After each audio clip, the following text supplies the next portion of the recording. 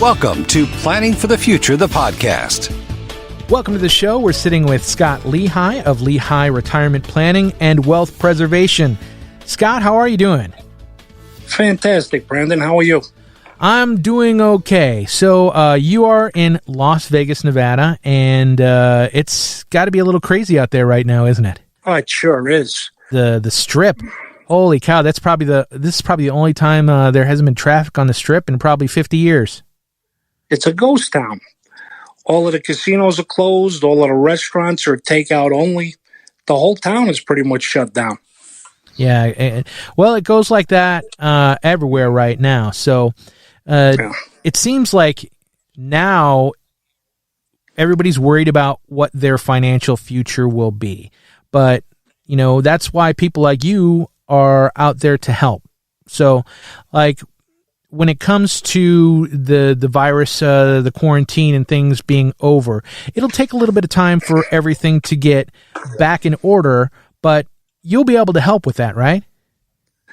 Exactly.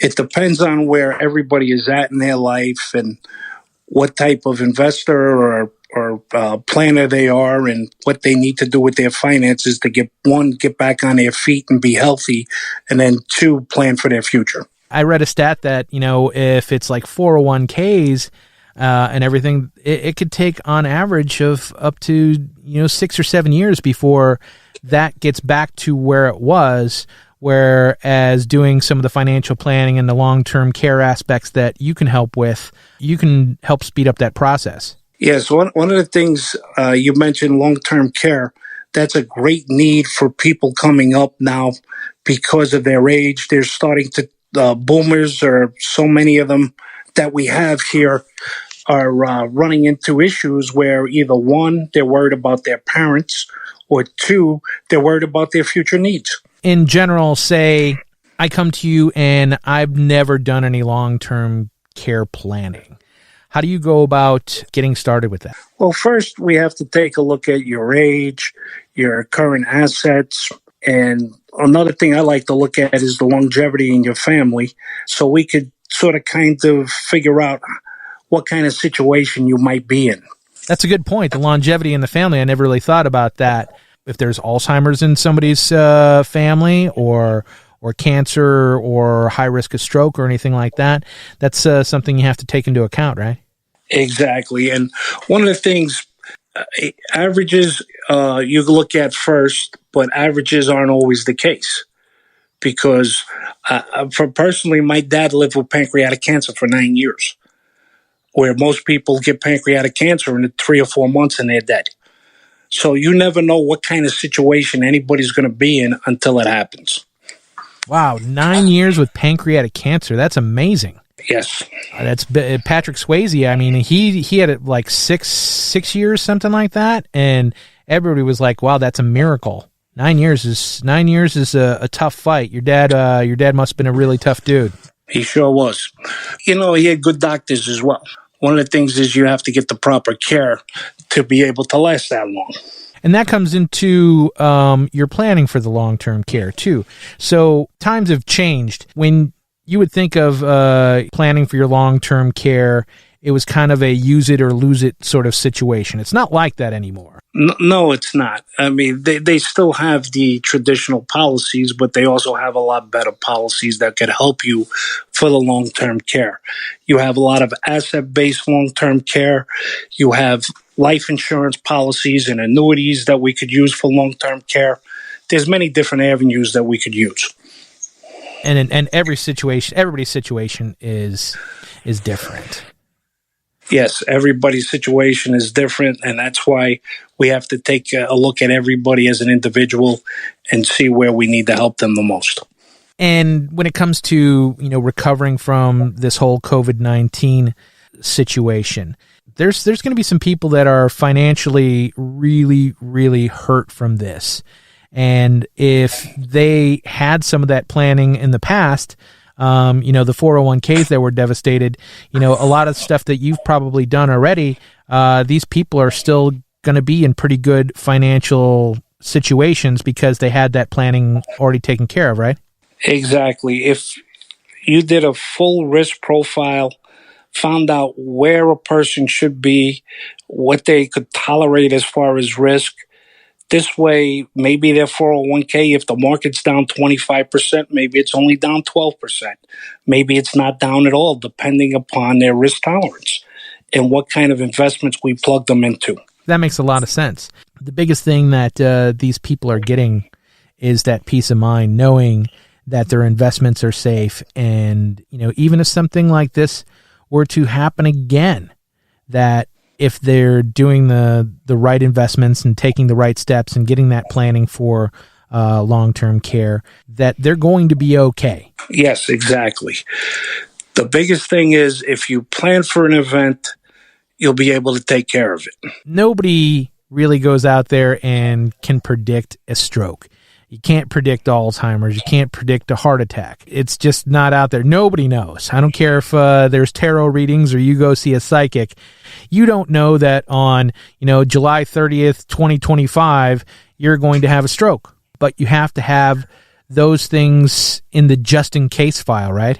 Exactly. You have to have a plan set in place in case the worst scenario happens. Nobody really wants to have Medicare or Medicaid take care of that as well, because you don't have a choice of where you may go when it comes to that. If you've got everything planned ahead, you can go through and you can choose where you would go, say if you want to go into an extended care and it's time for you to retire, you want to go into an extended care facility or one of those retirement type communities, you can choose that. But if you're on Medicare or Medicaid, then you don't have that same option, right? Exactly. Medicaid gives you the first available bed that's open. It could be a semi-private room. You don't know what kind of your roommate's going to be, that kind of situation. Quite honestly, I myself was in a skilled nursing home for 17 days.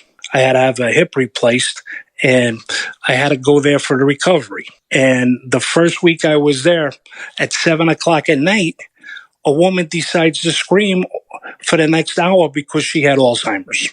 Now, imagine laying in the bed and knowing that you can't do anything to help that person, or the fact that you have to lay there and listen to it for the next hour.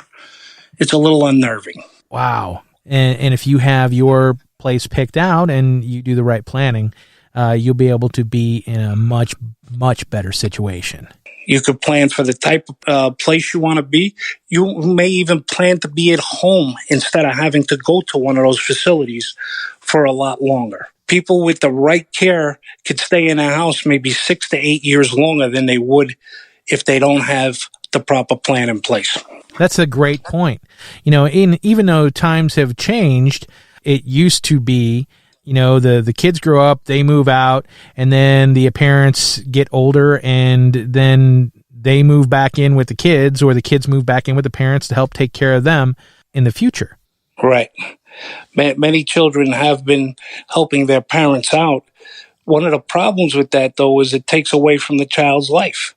Yeah. The child may miss work or may miss out on a vacation or things just to take care of their parents. Right. So Italy right now during the COVID-19 outbreak, because they are, I think out of anywhere in the world, they had the most multi-generational families, in one household. So they might have, the grandkids, the parents, and the grandparents all in the same house forever. I mean, I grew up in Chicago. There was a lot of that grew on. You had the multi-generations, and same thing on the East Coast where you're originally from. It was probably like that too, right? Exactly. You have the multi-generationals where the children take care of the parents. However, the problem with that is with this disease that came out, this COVID-19, as the child goes to work and they come home, now they bring home the disease and give it to the parent, and the parent is not able to deal with it, and unfortunately they die because of it. And that's something, again, it's not something you can plan for. Nobody could plan for that. Another way that times have changed, that you don't see as much of that here in the United States. Now, these families, like I'm the youngest of 9 in my family, and we're kind of all over the country. It might be that, the parents decide they want to retire and move to Florida, Northern Michigan, or Vegas, where you're at right now. It's one of the hottest retirement communities in the country going right now. and say, I'm still here in St. Louis, but my parents moved to Vegas because the weather is always the same. It's good for their, it's good for their joints and everything because they're not getting all that humidity, all of that, right? Oh, yes. It's a lot better on the body to be in a drier climate. But what happens is when you separate yourself from your parents, who's going to take care of them? So now you need to plan for have somebody to come in and take care of them. This is Planning for the Future with our guest, Scott Lehigh. To get a free copy of Scott's book, call 888-716-6066. So you're in Las Vegas. What makes Las Vegas unique as a market? Now, Las Vegas is unique because, as we discussed earlier, a lot of seniors are moving here now, and they do leave their children behind. Yeah. So, have you become a Golden Knights fan? Oh, everybody's a Golden Knights fan in Las Vegas. I mean, you can't go down the street and not see a license plate, a bumper sticker, or anything. That the people love the Golden Knights out here. You guys have not had the excitement of teams like this since UNLV and Tark the Shark. That's right, 1990, Tark the Shark, when they won it all. I think it was 90 or 91 when they won it all. That's right. It's been a long time, but this Golden Knights is unbelievable. They marketed it fantastic. They put on a great show if you go to a game. It really is a great experience for the fan. Yeah, and then, oh my gosh, I can't even imagine what it's going to be like when the Raiders get there. Oh, that's going to be crazy. Las Vegas is always a football town. Really? Yeah, I couldn't believe when I first moved here, and you go to a sports book and you see, somebody's grandmother going to a window making a bet on a football game. It's awesome. Something that you never would expect. That's crazy. Well, that makes Vegas a very, very unique place. Sure does. But it's got to be fun. It's and I'm sure that you've been out there for a long, long time now, and you've got to see a lot of the changes in how things have morphed, right? Yes. I've been out here for next year. It'll be 30 years out here, and it was a small town when I moved here, and it just kept expanding and growing closer to the mountains, and more hotels, all the hotels on the strip are now bigger and better, and everything really turned out to be a beautiful city. Was it weird when you got to see a lot of the iconic hotels getting blown up for these new big monster hotels? When it first happened, I used to go and watch the what do they call the demolition of them when the implosions. I used to go watch, I watched the dunes getting blown up and things like that. And next thing you know, they put up these big, beautiful places. They're like 5 times the size of what they used to be, but they're absolutely gorgeous. Some of the best hotels in the world are on the Las Vegas Strip. Absolutely. And the food in Las Vegas has become, it's not so much just, the $1.99 prime rib buffets just to get you to go there and gamble. But now they've got some of the top culinary chefs in the entire world with some amazing restaurants out there. Yeah, it seems like every chef that you'll see on TV on the Food Network has a place here now.